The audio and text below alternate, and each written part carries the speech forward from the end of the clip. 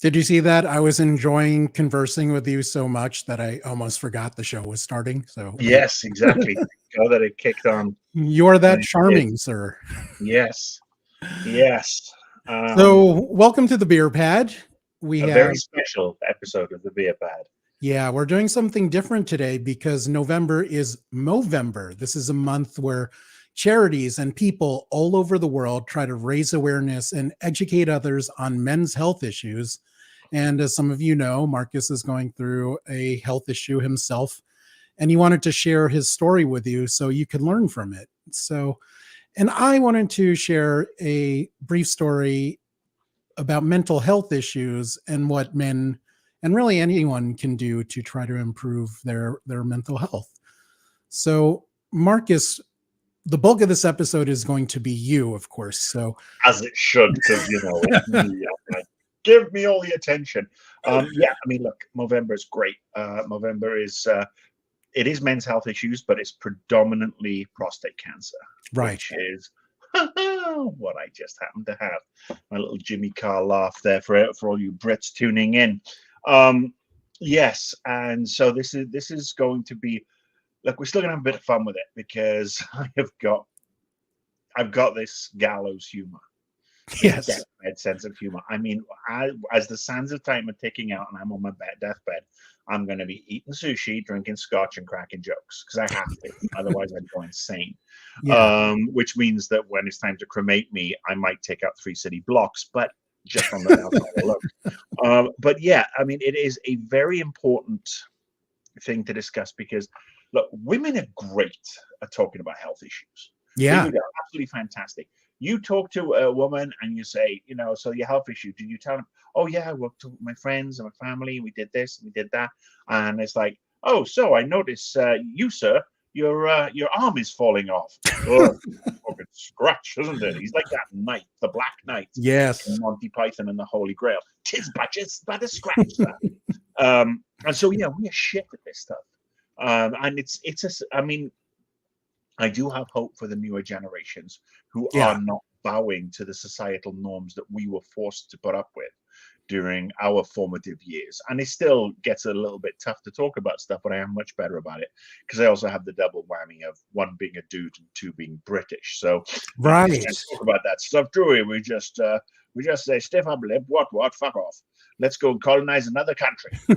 I was actually going to ask you about that. Was being Welsh and being British, highly influential of how you treated health issues? Because there is a macho aspect to that culture. Whoop, and now I can't hear you.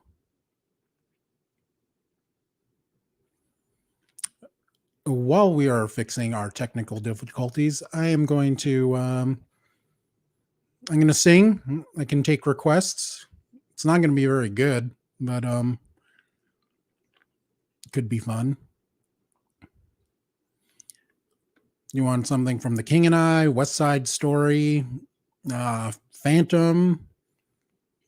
No. Let's see. It says no mic is connected for you, Marcus.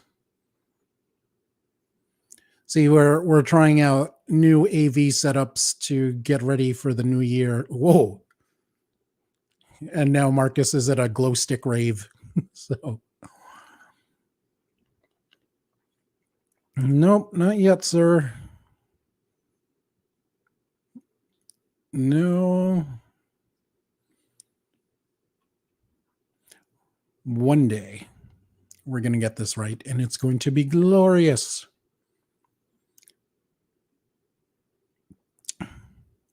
So let's check out Marcus's room. I see a bunch of stormtroopers on the shelf there. Of course, he's got the Welsh flag, the Liverpool flag. Trying to see his Doctor Who stuff, but my eyes are not that great. You can see my guitars in the background, or 4 of them. Well, 3 really, and one that I'm working on. Kind of like a parts project. But one day that will be something interesting, I hope. Now, What is the over under here?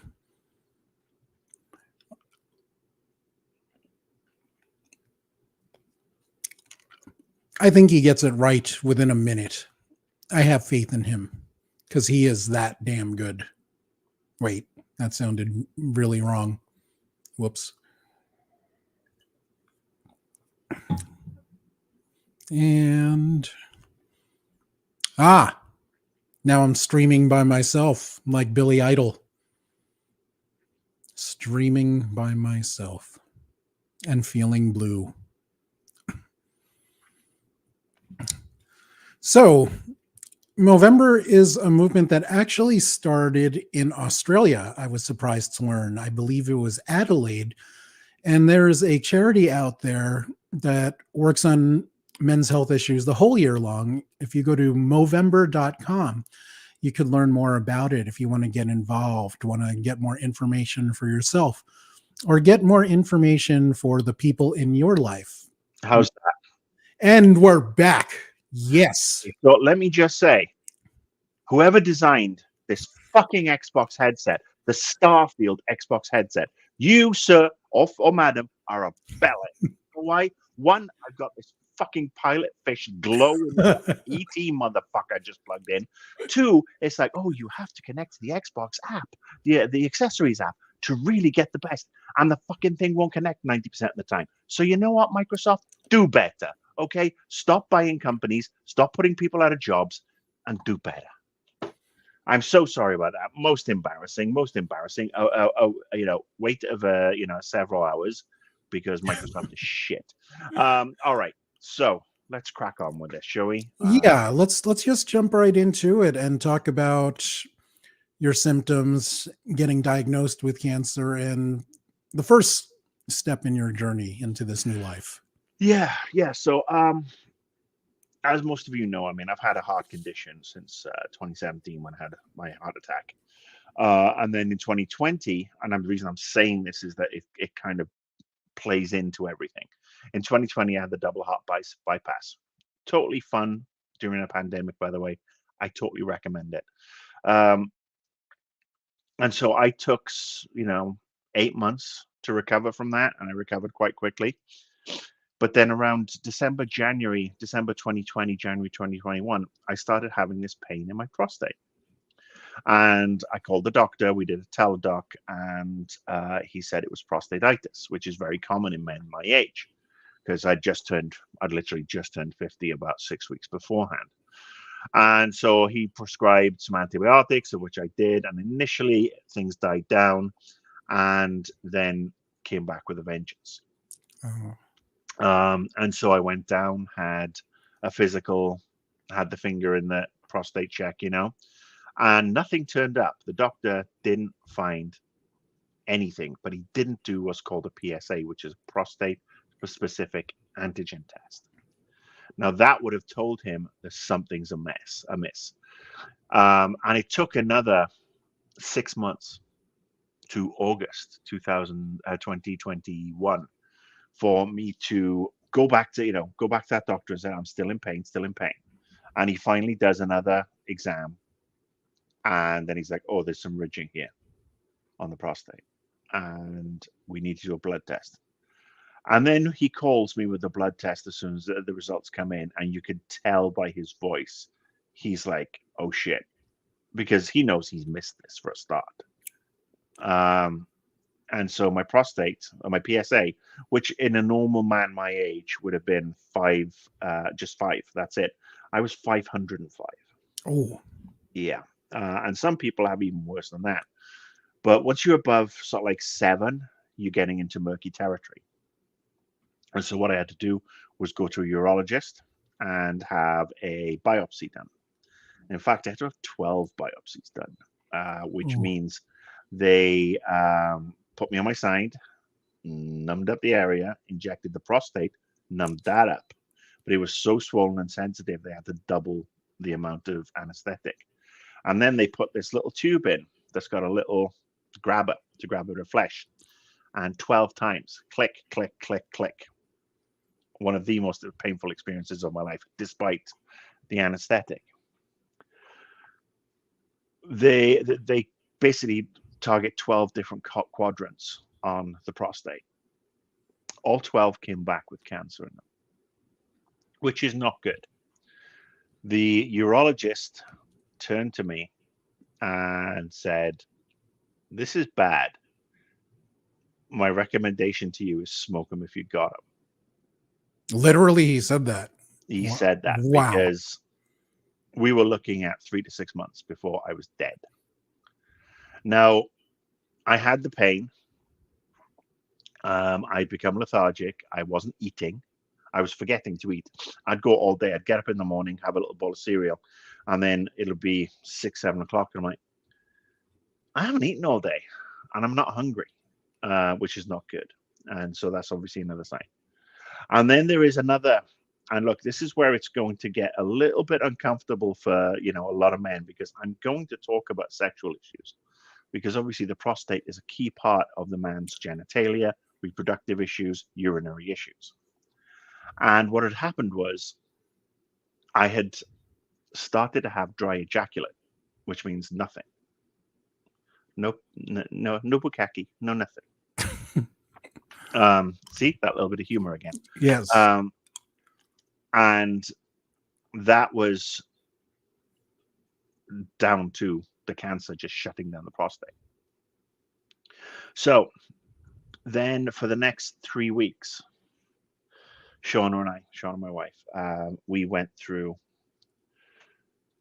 3 different options with regards to who we were going to talk to. We went to City of Hope, which is right near here, which is a cancer hospital, an amazing cancer hospital. And thankfully, we got recommendations into City of Hope, and we got a recommendation into Dr. David Agus over on the west side, who became my oncologist. And thankfully, this all came from Shauna's friends and former business partners. And so we looked at City of Hope, we looked at Huntingdon, which is our local, and then we went to see Dr. Agus. Now, Dr. Agus is on Joe Biden's cancer team. Oh, wow. I mean, he is on Good Morning America once a week, talking about men's health issues.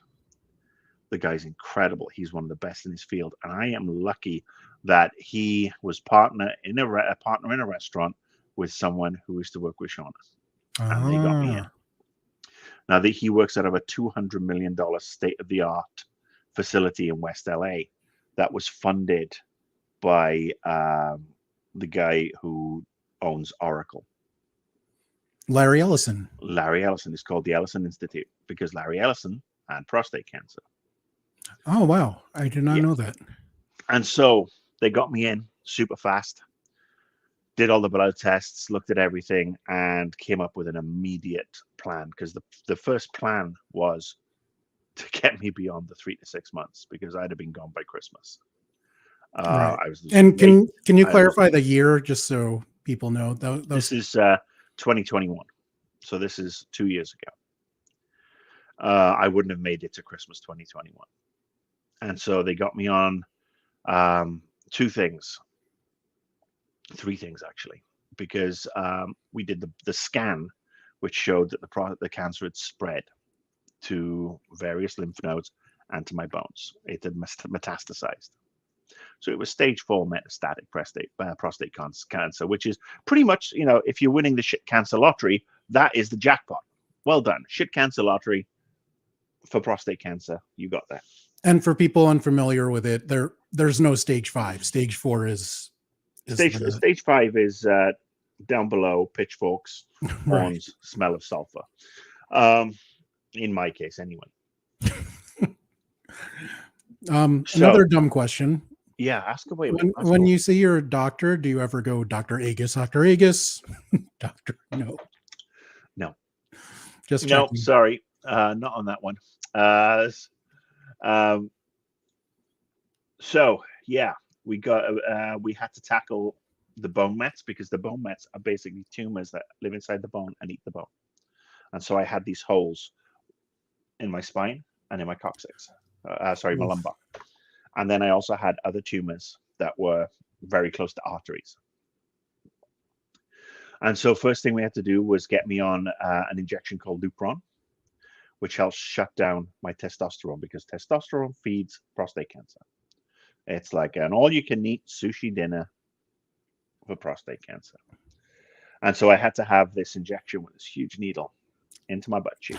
Oh, man. And just so the other butt cheek didn't feel left out, I had to have this bone strengthening mixture called Xgeva injected into the other one, butt cheek, because the bone strengthening needed to happen so that it could counter the bone mets.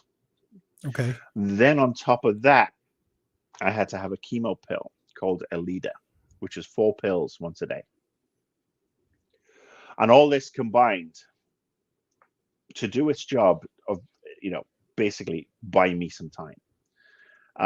It also triggered a lot of side effects because cancer meds, no medication is perfect. And cancer meds are prone to giving you extreme weight gain.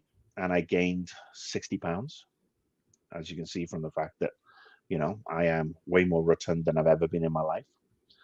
Hot sweats,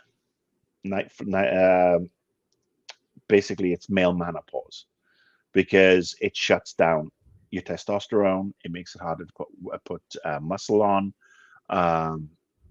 Your hormones go out of whack, testosterone and if you're producing any estrogen. So I was going through all this. The Alida was also a medication that crosses the blood-brain barrier, and so it was making me stupid. My memory was gone, and you saw me on Alida. We did enough podcasts while I was still on that, and at times I was out of it. At times I just couldn't even remember what I'd done 5 minutes before. I'd just been to see a film and I couldn't tell you who the actor was. And that was on top of any brain issues you had after your heart attack. And absolutely. I mean, thankfully I'd recovered from that. I mean, the heart attack, and I'd been in a coma for a week. I'd avoided any major brain issues, although other people will disagree. But yeah, I'd actually recovered from that. My brain was actually fine up until the cancer meds. Ah.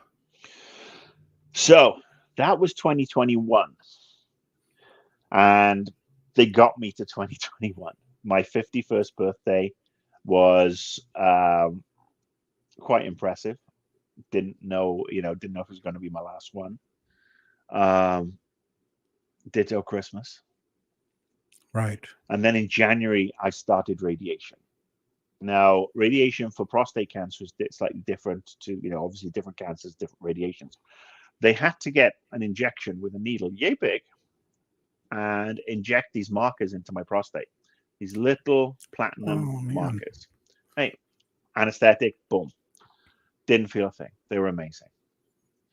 And then they had to put little markers on either one of my hips and on my stomach so they could actually my groin, so they could triangulate the radiation beam, the laser beam, so that it hit the prostate. And that's why they had these markers on. So I actually have these 3 little permanent black dots on my hips and my stomach, or my groin. And then for 5 weeks in January, the first 5 weeks in January, it started on like January the 2nd or 3rd. Shauna and I drove down to a hospital about 25 minutes away, first thing in the morning, every morning. I'd get undressed, get a gown on, lay on a gurney, and they would bombard my prostate with radiation. They actually did the tumors in my back first to give them a couple of days of hammering first, and then went on to prostate. But that went on for 5 weeks, 5 days a week. Now that's another interesting thing because radiation inflames your bladder. So for the first time since maybe being a toddler, I started to piss myself. And it's funny, Shauna and I, I just made, again, a joke of it. But you could tell how well I was recovering from the radiation was how long I could sit through a movie at the cinema without having to get up and go to the toilet. Because when I had to go, I had to go. There was no, I'm just going to hold this, because again, the muscle control starts to go. The radiations played havoc with that. Muscles and lack of testosterone, again, issues. So I remember watching No Time to Die, the Bond film, and I think it was probably one of the the first ones I got to see, and I didn't make it halfway through. And yet, a year later, I'd sat with Shauna and we'd been to see one of the Marvel movies, and we sat through end credits all the way to the end. And I said, Yes. I didn't need to go to the bathroom. Yes. Now you still, now I still have some issues. I do have, when I gotta go, I gotta go. But my bladder is not as inflamed as it was. It's got more space in it, which is good. But that's another thing that you don't think of when you go through all this sort of stuff. So yeah, that was 2021 going into 2022. And now in 2022, I went through the injections, the bone medication. Shauna was amazing. She sourced so many supplements for me. Because the other thing is, I've got this heart condition. I got this huge scar down my chest that is making it a lot trickier with regards to what I can and can't take. Right. And I'm also feeling really stupid because of this Erlida. But it was keeping me going. And we went from 3 to 6 months to, okay, a couple of years, to you're doing really well, which is where I am now. And that's obviously jumping ahead. But I've had to change my medication. And I've changed it to these new medications, which are great in that I am much sharper than what I was. And I've also upped my, I'm on fish oil that produces, encourages smartness, because I am so smart. And so I am way better now than obviously I have any right to be. Now, all this has happened with zero history of cancer in my family. Heart issues, we got that at the Indian. My heart attack, my uncle died of a heart attack. My mum passed this year of a heart attack. And so we've got those, but we get no history of cancer. So we don't know where it came from. It could probably be environmental. It could have been all those years of sitting with a laptop on my lap, on a plane, in a hotel room, whatever. Could have cooked everything down. Diet, maybe, or not so much diet. No, they talk about Diet Coke, or what's the chemical in Diet soda? Aspartame. Yeah, I mean it could be, but I mean it's very, very right. I mean, so one of the more random theories that's kind of cropped up is that I was in New York when 9/11 happened. Oh wow! And that air was thick because we were there for a week. We flew in on the 10th, and we were stuck there, obviously a whole week, and the entire city of New York was blanketed in this thick, acrid dust, with God knows what in it. And we do know that there are a lot of people who are in that area who've actually gone down with various forms of cancer. So who knows? But anyway. So, question, taking a few steps back, you've had to see so many doctors. You talked about choosing between 3 at the beginning, and then there's different treatments you have to take. What goes into your mind when choosing a doctor? Because it's a very personal decision. Well, the first thing is see an oncologist, not a urologist. Okay. Oncologist is a cancer specialist. Urologist does deal with that area, but the oncologist is the cancer specialist. Go with them. They will save your lives. I'm not saying that the urologist will, but especially if you're in America, you might get fobbed off with one because your insurance will say, oh, well, we're not going to pay for that. It's like, you've got to make them pay. The things that spoke to us is that, we obviously saw 3 different doctors, and one of the doctors, City of Hope, I chose not to go to City of Hope despite them being amazing for my own mental well-being. Now, I walked into the main waiting area at City of Hope, and it's an image that will live with me to my dying day. All these people with cancer, every single type of cancer, people in wheelchairs, people so thin, people in absolute agony, people with little kids. And I couldn't deal with seeing that on a regular basis.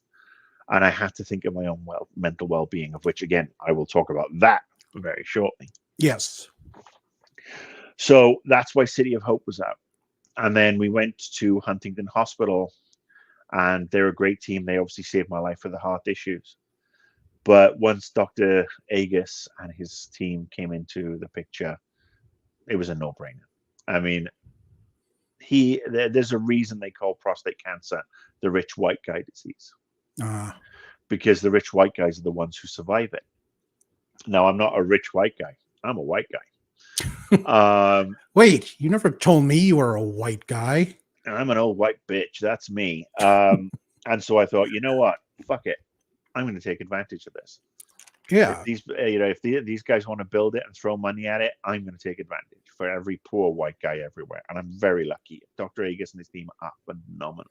So the way you're talking about him, he sounds like he's like the Messi of doctors for this cancer. He's one of the best. He's one of the best in the country, one of the best in the world. Right. And there are, luckily lots of really good doctors who handle prostate cancer, but this is, he's great. And elite. Interestingly, friends with Bobby Kotick from Activision. So we had ex-Activision. So we had some fun discussions about that. But yeah, he's a genuinely nice bloke. His entire team. Jacqueline is the doctor who handles me specifically, and she is amazing. And so I started to see them every 6 weeks at first, and then it moved to every 3 months. And now it's still every 3 months. It's every 3 months now. I saw them a couple of months ago, and now I saw them last month, and now I will see them again in January, where the next stage for me is to actually undergo targeted chemotherapy, in an effort to kill the cancer in the prostate, follow up with laser surgery to take out any additional bits. Right. My doctor thinks my cardiologist thinks my heart is now strong enough, so that's good, because chemotherapy can play havoc on the old ticker. It puts a lot of strain on the system. Yeah, it does mean that. I mean, it's a 3-month intensive course, which means you will probably see Marcus with no hair. Which is going to be interesting. I will be bald like a cue ball and smooth like a baby's bottom. But yeah, that's the plan for January, and it's going to be interesting how I respond to that. But yeah, that's what we chose. That's what we went through. Right. So you've painted a really clear picture of the physical ordeal you've had to go through. And by the way, I had no idea there were so many needles involved with cancer treatment. So that was eye-opening for me. Oh gosh, yes. And that's not including blood tests. Yeah. And everything else. I mean, thankfully, in the age of apps, I have this thing called my CS app and my chart, and that actually delivers all my blood test results straight to my phone. And so I've watched the numbers, and I watched the prostate number, the PSA number right go down. It halved, and it halved, and it halved, and it halved. And it's got the stage now, it's below 0.03, which means it's untraceable. And so also, by the way, I started asking my doctor for PSA in my blood tests after you were diagnosed, because I was unaware that was even an option, that you can just ask your doctor, hey, can you include this? So that was educational for me. So if you're around in our age range, that is something you should insist that your doctor should. Even if you're not in our age range, I mean, I'm a different, I'm like 20 years older than Ray. But if you are once you hit 30, start asking for that test, because prostate cancer is affecting men on a much younger basis nowadays. I got diagnosed at 50, but there are guys out there who are getting it at 45, who are getting it at 40, who are getting it at 35, and they're not as lucky as me. They're gone already, right? Leaving kids with no father, wives with no husband. It's tragic, and unfortunately, given the state of healthcare in the US, you have to fight for every test. Yeah, you really do. Even if you don't have a history of cancer, get the PSA test, and also get a carotid artery test if you have a history of heart issues in the family. Because if I'd had one of those, I wouldn't have had my heart attack. Okay. Also, good thing to learn. Now, I'd like to ask you about, the mental toll this has taken on you, because I can't imagine what you've gone through and what it takes to get where you are today. Because you're still, considering what you're going through, you're still in many ways the same old Marcus that I've known for decades. You make the jokes that I love. You get angry in a way that entertains me and thousands of other people. But that must have been an enormous challenge for you. Yeah, I'll be honest with you. When I was first diagnosed, I was like, okay, didn't compute. I was like, Hmm. no, okay, yeah, what? And it took a little while. And after the first meeting with Dr. Agus, that's when it sort of like hit home, like, okay, this is really, really, really, really bad. Because on the outside, I didn't look any different. Hmm. I mean, I wasn't losing my hair. I hadn't gained this weight yet. I wasn't feeling myself, but it wasn't like, oh, I'm in absolute rampant agony. And so the first, I'll be honest with you, the first 6 months, maybe 8 months, I was waiting for the other shoe to drop. Those numbers were going down because of the tests and the medication. It was working, but Christmas, my birthday, and our wedding anniversary, and Christmas 2021 and New Year's 2021, celebrated them like they were going to be my last. And then things started to slowly even out with the numbers, and the projections got a little longer. And it still has taken a while for me to accept it. So all the way through 2022, Shauna and I, in 2022, I went back to UK for 3 weeks to see my family. As far as I was concerned, it was my last trip. I wouldn't make another because I wouldn't be alive. And we took a weekend off. We went to Amsterdam, and we just had our best time possible with the family. Right. And when I said goodbye to them, I was still convinced that I'd never see them again. As it turns out, the only one I wouldn't see again is my mum. Um, but oh yes, by the way, when you have no testosterone, you cry a lot. Movies, TV shows, news, family bereavements. You cry a hell of a lot because of they're all over the place, the hormones. So yeah, my mental state started to get a little better at the beginning of this year. And I mean, mental state as best I could. I was having I still have body positivity issues. I was never, I was skinny in my 20s, but in my 30s, the beer and the junk food and the cigarettes started to catch up, and I got a little belly. But it, at the end of midway through 2022, my clothes stopped fitting. I now wear a 2XL t-shirt, and I have to wear a 2XL long because of the gut, because of the medication. Um, I now have to wear a 40 waist pair of trousers where I was a 36 when this all started. And so for body positivity, it's a real issue. And especially, I mean, women suffer it a lot because, again, society is screwed with regards to how we view these things. But for men, we just don't talk about it. But there's a reason. I mean, you see me on these shows that we have done over the last year and a bit. And actually, our anniversary was about 2 weeks ago. Yeah. Yeah.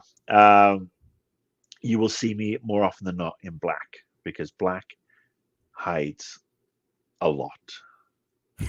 And still to this day, it hides a lot. I mean, I'm wearing this t-shirt now because this is a cool triple XL, again, retro t-shirt my wife got me. But there's that side of it that starts to play on you. It's like, oh, I have to go and buy a brand new suit for my mum's funeral because the one I bought 18 months earlier, really good black suit, I couldn't fit in, which makes things even tougher. So yeah, there's all of that. The mental side has been absolutely tough, especially when you throw in the issues I had with the medication making me slow. I didn't feel like myself. I felt like this alien in my body. And it slowly started to get better. My weight is slowly coming down, nodule by nodule. But the mental aspect and the support needed for men cannot be understated. And so, again, I would say find a support group, find two. I found actually two support groups, one for prostate cancer and one that was more local, covering all cancer. Unfortunately, I've had to take a break from both of them recently because two people in the group passed from cancer, because that's what happens. These are men who are going to die of cancer. We all are. There's no beating this. It's going to get somebody at the end of the day. And I just couldn't take that much death. I mean, there's 4 people I know who have been close to me now who have all passed since August. Oh, And man. I'm like, I just can't. Again, for my own mental well-being. So yeah, it's been tough. There have been days where I haven't wanted to get out of bed. There have been days where, I haven't even wanted to get on the podcast. There are days where I just felt so checked out. I mean, um, I've had people in town who are like, "Do you want to catch up?" And I'm like, "No, I really don't. Even I should. I need the human contact." Right. And it's just been so hard. Why? Because I look like a blob. I'm a pity case. I'm a charity case. Because a lot of people choose to deal with this in silence, and I'm not one of those people. I want to use whatever platform I've got for as long as I've got it to tell people to get checked, get the cancer screenings, every single one that your medical insurance can do for you. Get it. And if you're lucky enough to live in a country where you don't have to be held hostage by a corrupt medical system, and I mean the insurance and the government, not the actual doctors, who are absolutely fucking brilliant. Yeah, just get as many of these tests as possible. Right. Get So them done early. we talked about the PSA test, the carotid artery test for heart issues. What are some of the other tests that you know about that men should get? Prostate exams. Well, yeah, definitely a prostate exam. You should be asking for a prostate exam from about 30 on. Every couple of years, you should be looking at colonoscopy from about 30, Right. 35. They said at first, oh, you don't need one until you're 50, but then they said, oh, 45. Now it's 40. You know what? Get a freaking colonoscopy. Yeah, and you get propofol at the end. It's a lot of fun. You do well. You actually get it before they. Oh well, yes. Yeah. You wake up high on propofol. If you got it at the end, that totally negates everything. But yes, propofol is the thing that killed Michael Jackson because he was taking too much of it. But it is wonderful night juice. It does give you it's literally count back from 10, and I'm like, oh, are you done? Oh, great. Yeah. So yes, I've had 2 colonoscopies. So yeah, I mean, there are also other tests that you get for other cancers. I mean, there are scans that are done. I mean, I get my scans done once a year now to see how the tumors are doing, see if there's anything else. I've had some issues with my lungs. My lung capacity is down to 50% of what it was, and that's basically leftovers from the heart attack, the surgery, and then just issues I have with congestion and sinuses and right. But I'm going to see a doctor about that. But just get all the tests done. Test for everything. Catch this shit in the bud. Learn how to give yourself an exam for testicular cancer, because that's a really easy thing you can do. And if you feel lumps, then call your doctor immediately and see what exam you can get to check for that as well. Yeah, and if you start having problems with ED, which is erectile dysfunction, that could be an early symptom of prostate cancer. So get that checked. Don't just pop a fucking Viagra. That is the American answer for everything, right? Get a pill for it. I mean, honestly, kids can have cancer, but old men can't go without bones. Right. Figures, really, doesn't it? So yeah, there are all sorts of tests, and go and get them done as many times as you possibly can. Make your doctor sick to the back teeth of you. Right. Say, I need this, because they will only test for what they feel needs to be tested for. And you have to be your own advocate. I'm lucky that sitting in that living room is the best advocate any human can have. My wife nursed me back to health after the heart attack. She did it again after the bypass, and she's done it again with this. Right. I mean, I'm still fighting, but my numbers have never been better, which is why I'm going into chemo in the new year to try and hopefully erase this.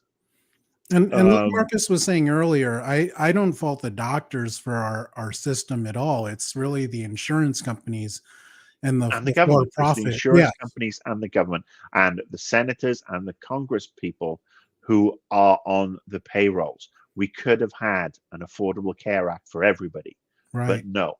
What happened? Those corrupt people in power on both sides of the aisle wanted to keep their own cash cow going right. because they already get health insurance. They don't give a shit. Yeah. I mean, So this that's actually what brings, makes it hard for you to get the exams, and that's why some doctors want to give you the bare minimum exams and are yes. reluctant because they don't want to. It's hard for them to get the money from the insurance companies and get reimbursed, even Now, though on they the should. subject of money, I think this is where we need to talk about the financial impact, especially in the Yes, US. yes, Now, it's obviously been a rough 6 or 7 years, I think, for me medically. The first tooth, the heart attack and the subsequent procedures were not cheap, but we got by. And then the pandemic happened, and right, both my wife's businesses went belly up. And it was happening while I was having the bypass, so I couldn't work. I couldn't really work for several months. And then we started to slowly come out of the pandemic, and we'd erased all our savings, or most of our savings. And then the bills started coming in because the health insurance that we are paying for is not cheap, but it covered a lot of stuff. But there's still incidentals, traveling, overnight hospital stays, out of pockets, out of network. And this has gone on since 2020. My wife pivoted to go back into her PR marketing role, which she does. I've been able to get a couple of gigs doing game evaluations, which I actually love doing. But it's wiped us out. Between COVID and cancer, we are wiped out. We have no savings. We're not making enough money month to month. Life is incredibly hard. I'm just being as candid as possible, not for sympathy, not for pity, just to show people. I mean, right. I've got this great games room and everything. Oh, look at all this and blah, blah, blah. It's great.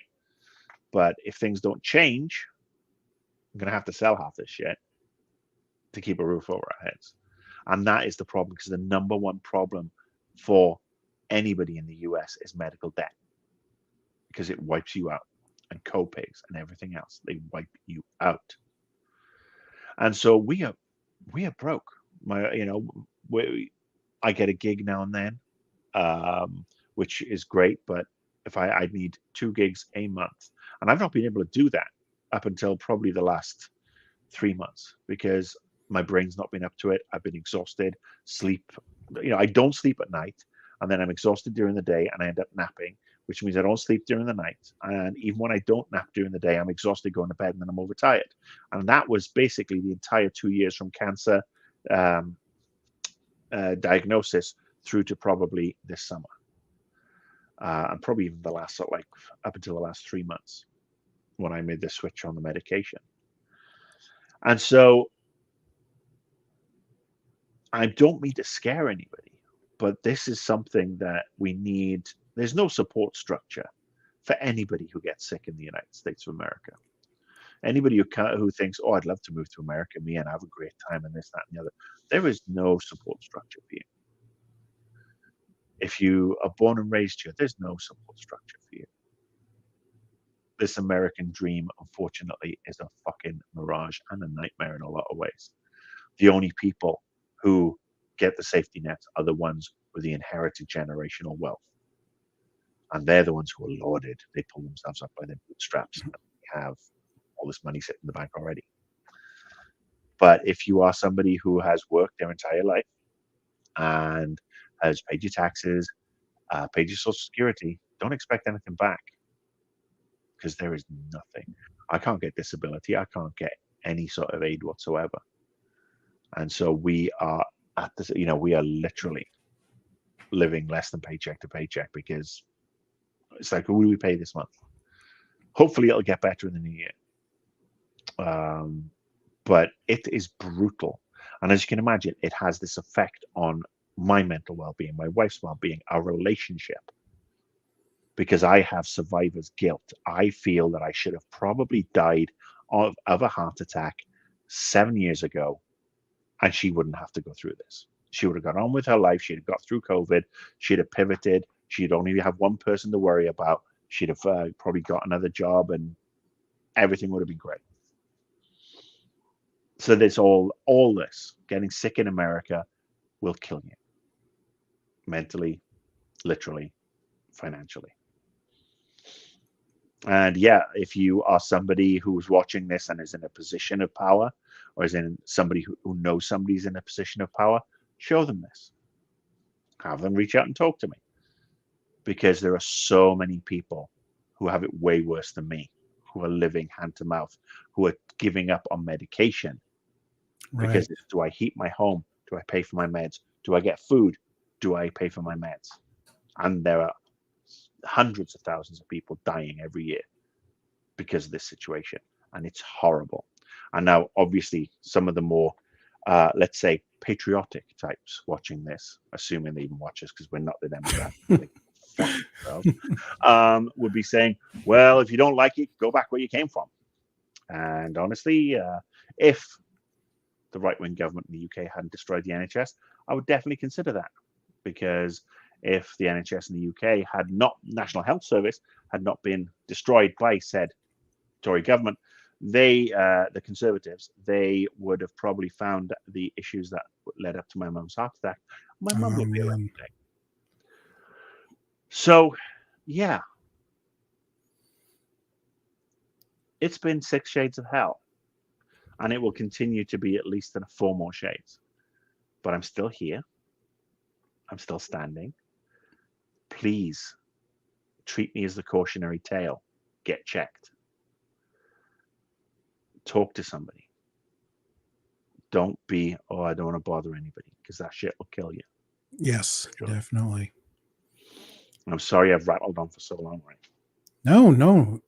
That was valuable to everyone watching, I believe, and certainly for me. I mean, we talk, but of course, there's a lot about your situation that I didn't know, and I was happy that you shared that with me and everyone else. So I appreciate that, and I appreciate you.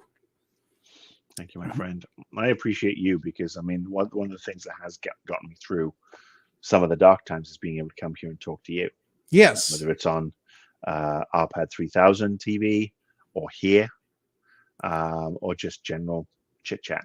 And yes. It also goes the same for the guys from the Lonely TARDIS, which is the Doctor Who podcast I do, and we're about to start firing that up because we've got some specials. We've got 4 episodes coming up. Right. Is it next week it starts, or does it start this day week? after Thanksgiving, and it's 3 consecutive weeks. But anyway, excellent. Yeah, so I mean, that has helped with my mental health, and the support groups at the beginning helped with my mental health because I was not alone. Right. And that is the key thing. You are not alone. Reach out to me on X or on Insta or on Threads, off Blue Sky. Yeah. If you need to talk, your mental health is important. Yeah. Can I take the floor for a few minutes there? Oh, well, I set you up there with mental health. You absolutely did. I want to share a story about mental health. Last year, I lost a friend. He was struggling with mental health issues. His career had taken a dive. His relationship had dissolved. And I knew some of it. I didn't know the extent of it. And I knew it led him to drink, but I didn't know the extent of that either.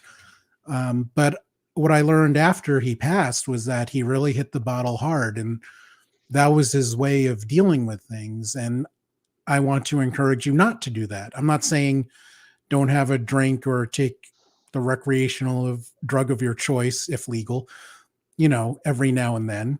But that shouldn't be the sole thing you turn to. There are people you can talk to. You have friends. You probably have more people that care about you than you think. If your health insurance has mental health benefits. Take advantage of that and see a therapist. I think therapists are incredible and extremely helpful. And for a lot of men, it's not something they think of therapy as like, oh, that's something for weak people, you know? And you got to get over yourself, man, because it's everyone has struggles at times. Well, I And think we're talking. I mean, I know who you're talking about. Yes. yes, you do. Okay, so I will provide a little more background on that. Yes, please. That this, because this person was a very close friend of mine too. Um, this person has had alcohol issues for the best part of 15 years, Yes. or had. The pandemic was not good to him. I mean, it did. The alcohol abuse led to the breakdown of his marriage directly. It led to the breakdown of his job issue, his jobs directly. And then the pandemic came along, and Right. I and a group of others reached out to him because we were concerned. His roommate had got in touch and had told us what was going on. Now, obviously, at the time, this was the pandemic. I was recovering from double heart bypass.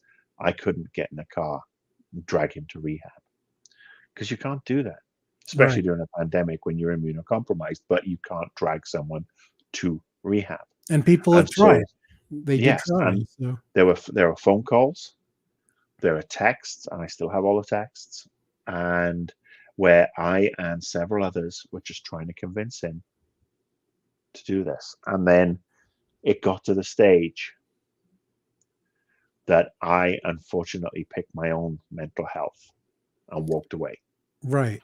I mean, because I couldn't deal with his stuff on top of mine. And then 6, 7 months later, he was gone. right. And it broke my heart because he was, without a doubt, one of the most kindest, genuine people you could ever hope to meet. Absolutely. We were very, he was just a brilliant guy, and it breaks my heart to know that he's gone and the way he went. I'm angry at him, and I'm angry at myself for not doing more, but there's only so much I could do. Right. You have to Um, take care of yourself before you can take care of anyone else. but That's something. when you're talking about addiction, you're talking about a genuine physical affliction that you need to get help for. Now, mental issues are obviously a part of that, and mental issues are something you also have to deal with. But addiction is a serious issue, and you've got to want to get help. And if Yes. you don't, you're going to die. You're going to remove yourself from this existence. You are going to leave so many people brokenhearted. And so please think on that. Now, the mental Right. health aspect is very important in general. Ray's right. I have been diagnosed with depression. You think, oh, Marcus, really? Oh, he's so fun. But in 2000, and I shared this on the United Gamer Show back almost a decade ago. In 2009, didn't have a job. Didn't have. I was having problems in my relationship with my now wife. We broke up for a while. I was sleeping on the couch because I couldn't afford to move out. And so one night I decided to kill myself. I got in my car in the garage, closed the door, turned the exhaust on. And my wife found me and talked me out of it. And I ended up going to therapy. But you do, especially if you're a man, you have to talk to people. You Yeah. have to learn to communicate. You have to take advantage of everything that you can. And so many things are anonymous now. Just talk to people, get Right. help.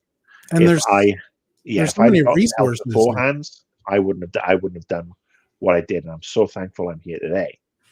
But yes, there are resources. And if you're on low income, on practically no income, there are free clinics you can go to help with your addiction, Right. to also help with your mental well-being, because nobody knows what's going on in your head, only you. And Yes. it's just the hardest thing in the world to try, and you think nobody's going to understand me. Guess what? Everybody has fucking problems in the head. Everybody has confidence issues. Everybody has anger issues. Everybody has self-doubt. There are ways and means to help make things better. So please try it. And whether you're seeking therapy or trying to get help with addiction, take advantage of telemedicine. That has evolved greatly over the last few years, especially. There are so many resources on the internet. Some days you just don't feel like leaving the house. You can talk to a doctor or a therapist through your computer and get really excellent help. I mean, even things, if you watch a lot of podcasts, you see a lot of ads for BetterHelp, which I'm not a fan of the model, but still it's something, you know, as Marcus said, talk to someone. You don't even need a computer. You need a smartphone. They'll Yes, send you a that's link. true. The Yes. Teledoc link will come. You click on it. It opens up a Zoom, and you are there. You do not need even an expensive laptop. You could do it on a tablet. You could do it on your basic bitch iPhone or on an Android or whatever. You could do it on an old iPhone. Yes. Just do it. Look, and it's tough, but the more you reach out to people, the more you'll get back in return. Absolutely. One last thing I will say is that if somebody does feel, if you know somebody who you think needs help, do not be shy about it. Talk to them. They may be uncomfortable at first. Come with solutions. Say, here, you're my friend. I'm concerned about you. Here's a list of resources. If you don't want to talk to it, talk to me about it. And maybe they'll open up to you, which is amazing. But be the friend. Don't walk away from somebody in need. And I will close with the immortal words of George Carlin, who in my mind is the greatest comedian of all time. Take care of yourself and then take care of someone else. Our friend Carlos has some comments here. Some are very useful. Some are funny. So he was saying cancer is not like DEF CON. Well, yes, because that goes to 5.